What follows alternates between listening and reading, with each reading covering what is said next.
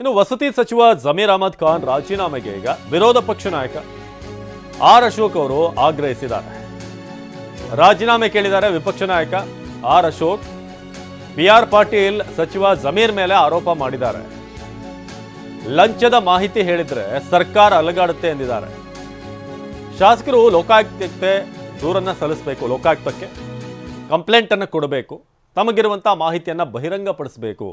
Tweet ಮೂಲಕ ವಿಪಕ್ಷ ನಾಯಕ ಆರ್ ಅಶೋಕ್ ಇದೀಗ ಒಂದು ವಿಸ್ತೃತವಾದಂಥ ಒಂದು ಟ್ವೀಟ್ ಅನ್ನು ಹಾಕಿದ್ದಾರೆ. ಕಾಂಗ್ರೆಸ್ ಸರ್ಕಾರ ಭ್ರಷ್ಟ ಸರ್ಕಾರ ಅಂತ. ಶಾಸಕ ಬಿಆರ್ ಪಾಟೀಲ್ ಅವರು ವಸತಿ ಇಲಾಖೆಯಲ್ಲಿ ನಡೀತಿರುವಂಥ ಭ್ರಷ್ಟಾಚಾರದ ಬಗ್ಗೆ ಮಾತನಾಡಿದ್ದಾರೆ.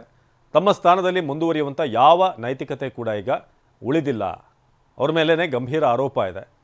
ಟ್ವೀಟ್ ಮೂಲಕ ವಿಪಕ್ಷ ನಾಯಕ ಆರ್ ಅಶೋಕ್ ಆಗ್ರಹಿಸಿರೋದು. ಬನ್ನಿ ಹಾಗಾದರೆ ಆ ಟ್ವೀಟ್ನಲ್ಲಿ ಏನಿದೆ ನೋಡೋಣ. ಸೊ ಕಾಂಗ್ರೆಸ್ ಸರ್ಕಾರದಲ್ಲಿ ಕರ್ನಾಟಕ ಭ್ರಷ್ಟಾಚಾರದಲ್ಲಿ ನಂಬರ್ 1 ಆಗಿದೆ ಎಂದು ಮುಖ್ಯಮಂತ್ರಿಗಳ ಆರ್ಥಿಕ ಸಲಹೆಗಾರ ಕಾಂಗ್ರೆಸ್ ಶಾಸಕ ಬಸವರಾಜ ರಾಯರೆಡ್ಡಿ ಅವರು ಹೇಳಿದ್ದ ಹೇಳಿಕೆ ಪುಷ್ಟಿ ನೀಡುವಂತೆ, ಆ ಒಂದು ಸ್ಟೇಟ್ಮೆಂಟ್ಗೆ ಪುಷ್ಟಿ ನೀಡುವಂತೆ ಕಾಂಗ್ರೆಸ್ ಶಾಸಕ ಬಿಆರ್ ಪಾಟೀಲ್ ಅವರು ವಸತಿ ಸಚಿವ ಜಮೀರ್ ಅಹಮದ್ ಖಾನ್ ಅವರ ಮೇಲೆ ಗಂಭೀರ ಆರೋಪ ಮಾಡಿದ್ದಾರೆ.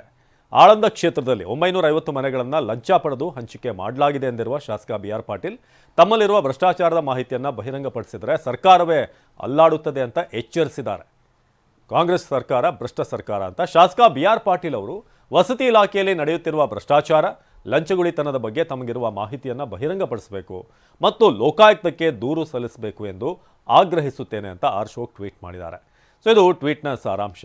ಸ್ವಪಕ್ಷದ ಶಾಸಕರೇ ಭ್ರಷ್ಟಾಚಾರದ ಆರೋಪ ಮಾಡ್ತಿರುವಾಗ ವಸತಿ ಸಚಿವ ಜಮೀರ್ ಅಹಮದ್ ಖಾನ್ ಅವರಿಗೆ ತಮ್ಮ ಸ್ಥಾನದಲ್ಲಿ ಮುಂದುವರಿಯುವ ಯಾವ ನೈತಿಕತೆ ಉಳಿದಿದೆ? ಸಿಎಂ ಅವರು ಈ ಕೂಡಲೇ ಜಮೀರ್ ಅಹಮದ್ ಖಾನ್ ಅವರ ರಾಜೀನಾಮೆ ಪಡೆದು ಶಾಸಕ ಬಿಆರ್ ಪಾಟೀಲ್ ಅವರ ಮೊಬೈಲ್ ಕರೆ ಆಡಿಯೋ ಆಧಾರದ ಮೇಲೆ ಹಾಲಿ ಹೈಕೋರ್ಟ್ ನ್ಯಾಯಾಧೀಶರ ನೇತೃತ್ವದಲ್ಲಿ ನ್ಯಾಯಾಂಗ ತನಿಖೆಗೆ ಆದೇಶ ನೀಡಬೇಕು.